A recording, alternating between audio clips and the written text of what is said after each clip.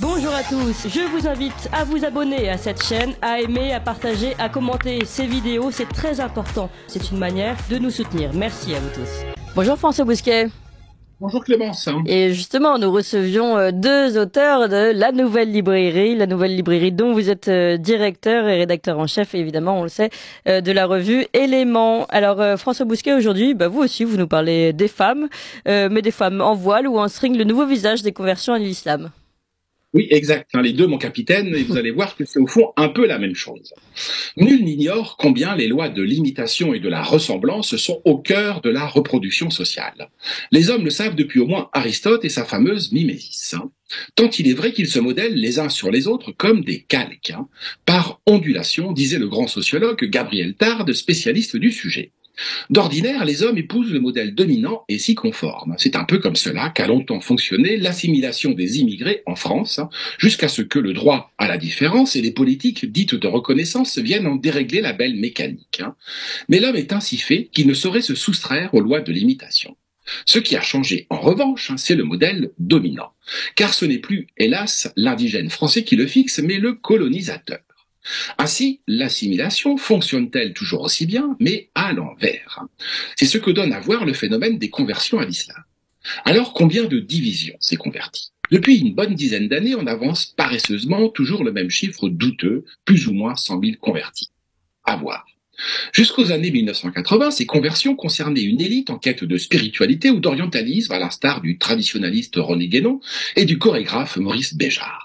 Les conversions se faisaient au cas par cas, individuellement, alors qu'aujourd'hui, elles sont collectives, comme au temps du Bas-Empire, quand les peuples vaincus adoptaient la religion du vaincu.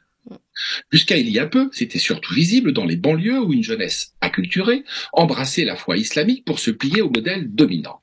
On l'a retrouvée sur les terrains de football ou en prison. Un exemple, un seul, mais ô combien édifiant. Le gang des barbares en 2006.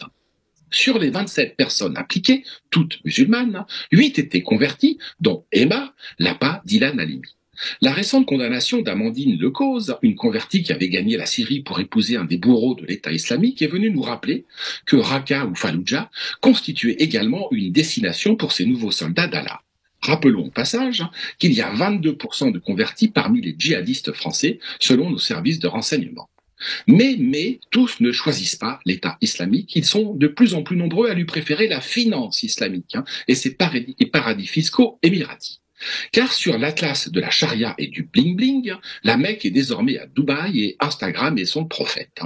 Le sociologue américain Mike Davis avait déjà décrit ce monde dans Le stade Dubaï du capitalisme en 2007, celui de la version climatisée de l'islamisme dans les pays du Golfe, où une ribambelle de bimbos siliconés, toutes issus de la télé-réalité, fraîchement convertie à l'islam, se réinvente une vie épicée aux couleurs des mille et une nuits. Influenceuses ou influ-voleuses, ces ex des Marseillais, des Ch'tis, des Anges, de Secret Story, ont toutes succombé au charme de l'arabe phishing et de l'islam phishing. Pardonnez le globish, mais c'est le fait de jouer sur une identité arabo-musulmane pour attirer des abonnés. La conversion, c'est aussi la quête mimétique d'une arabité fantasmée qui passe par la ressemblance physique. Car le propre de ces néo-musulmanes, c'est qu'elles se ressemblent toutes, empruntant leurs traits redessinés par la chirurgie esthétique à Kim Kardashian et à Nabila. Faux cils, faux ongles, mêmes implants de pommettes, même chirurgie du nez retroussé, même lèvres pulpeuses.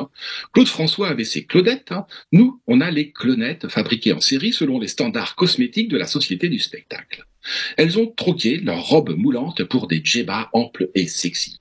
Difficile cependant de distinguer chez elles la shahada, la profession de foi en Allah, du cha-cha-cha, le pas de danse. C'est la génération string voilée.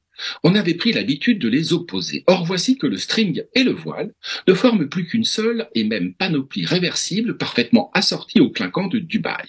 Après la télé-réalité, la téléprédication. Avec la téléprédication, le téléachat.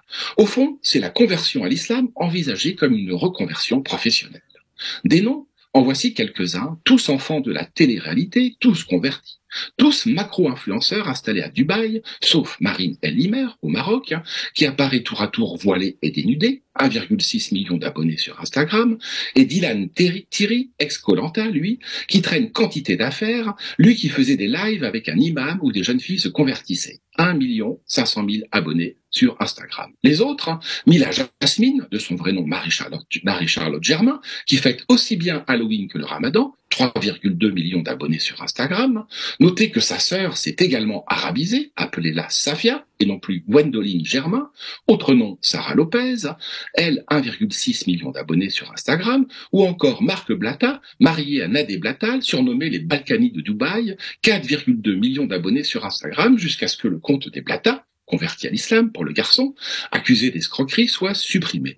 Ou encore Fidji Ruiz, de son vrai nom Zora Fidji Micheline Ruiz, elle 2,1 millions d'abonnés sur Instagram. La vérité, c'est que, plus que du business, ce que les hommes achètent depuis la nuit des temps, c'est de la puissance. Or, la puissance est islamique. C'est ainsi du moins que le perçoit une jeunesse acculturée et zombifiée.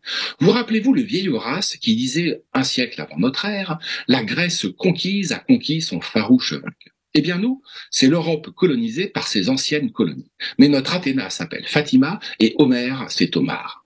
Pas dit qu'on ait gagné au change. Merci beaucoup François Bousquet. Je rappelle que vous êtes rédacteur en chef de la revue Éléments et directeur de la Nouvelle Librairie. Vous appréciez cette émission? Alors aidez Radio Courtoisie à en produire d'autres en indépendance totale. Rendez-vous sur soutenir.radiocourtoisie.fr. Merci d'avance.